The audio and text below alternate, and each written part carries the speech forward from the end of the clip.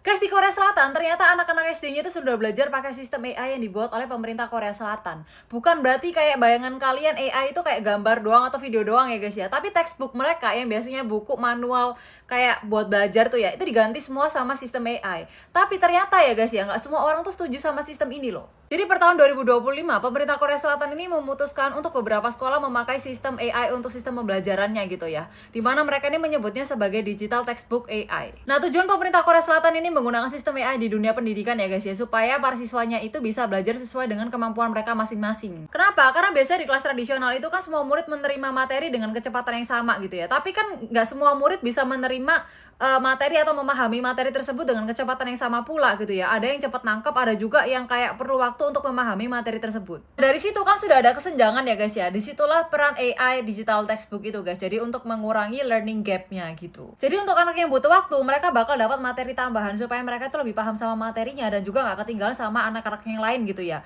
Dan untuk anak yang lebih cepat nangkep ya, mereka tuh bisa lanjut ke materi yang lebih susah gitu. Nah sekarang AI digital textbook ini guys ya sudah ada di 32,4% sekolah di Korea, termasuk SD, SMP, dan SMA. Tapi karena ini merupakan tahap awal, jadi yang masih digunakan itu adalah mata pelajaran matematika, bahasa Inggris, dan juga informatika. Yang mana tahun 2028 target pemerintah Korea Selatan itu ya semua sekolah sudah menggunakan sistem AI ini, dan juga semua mata pelajaran kecuali mata pelajaran moral dan juga seni yang menggunakan sistem AI ini guys. Banyak yang pro terhadap sistem ini karena mereka itu menganggap bahwa sistem AI ini bisa lebih personal dan juga modern. Tapi ada beberapa juga yang kontra ya guys ya, seperti beberapa guru di Seoul yang mengatakan bahwa kalau murid-murid belajar menggunakan sistem AI ini, maka fokus muridnya itu akan berkurang gitu loh. Kenapa? Karena layar digital itu sangat mudah bisa membuat orang itu terdistraksi gitu loh. Dan orang tua murid itu kebagi dua guys ya. Ada yang optimis bahwa sistem ini bisa membantu nilai anak mereka itu menjadi lebih baik gitu ya. Dan ada juga yang mengkhawatirkan masalah kesehatan mata dan juga konsentrasi anaknya ketika belajar karena menggunakan layar digital. Nah, menurut kalian, kalau misalnya sistem AI ini diaplikasikan di Indonesia, akankah membantu sistem pendidikan di Indonesia ataukah malah menjadi masalah baru lagi nih di Indonesia? Please komen di bawah.